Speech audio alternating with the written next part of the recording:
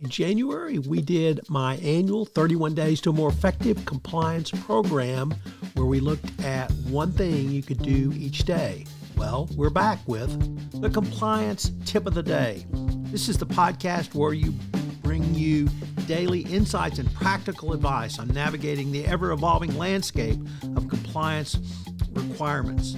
Whether you're a seasoned compliance professional or just starting your journey, my aim in this podcast is to provide you with a bite-sized, actionable tip to help you stay on top of your compliance game.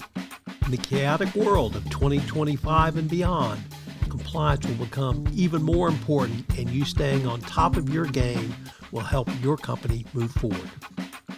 Now, a word from the sponsor of the Compliance Podcast Network, Ethico. If you're a compliance officer, middle managers are crucial in getting your programs from you to your frontline employees. But how do we activate those managers and get them on our side? Ethico's new Middle Manager Toolkit equips you with the skills needed to empower your managers, to promote a culture where ethical behavior thrives and employees feel empowered to speak up. Learn how to turn frontline managers into ethical leaders with our new white paper, Empowering Middle Managers as Ethics Champions.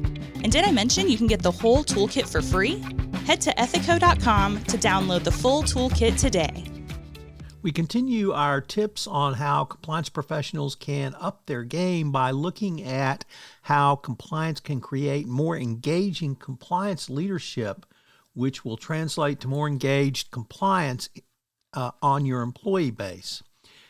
The types of leadership which were used to previously exercise power really need to be rethought at this inflection point. Traditional compliance programs operated under old power models, centralized top-down structures that relied on authority and rigid governance. But newer models really suggest a more distributed, collaborative, and participatory leadership.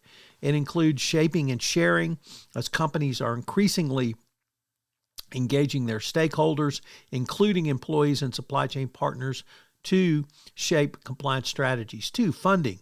Organizations are using creative structures to embed compliance in the business operations rather than having it be a standalone cost center. 3, producing. Employees and third-party stakeholders are actively contributing to compliance initiatives rather than simply passively following directives. This allows a compliance function to be embraced by a business. And co-ownership. When compliance is decentralized, it empowers employees at all levels to take up ownership of ethical behavior. So what are some of the ways that you can embed this within your organization? Well, governance, as decision-making is becoming more informal and network-driven, collaboration is clearly going to be a critical component going forward. How about DIO, or do it ourselves, as employees expect to participate in ethical decision-making rather than being dictated to?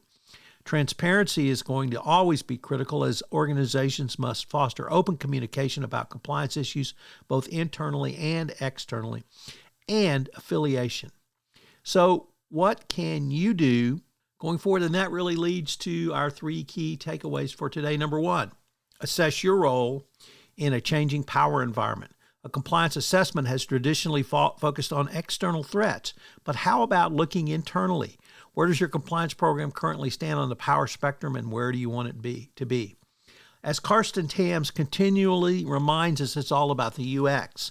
For compliance to be effective, it cannot operate in a silo. Businesses should have a voice in shaping compliance policies.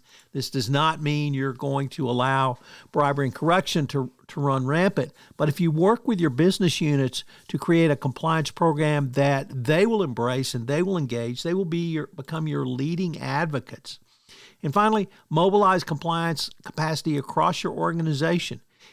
Establish training programs tailored to third parties and supply chain partners.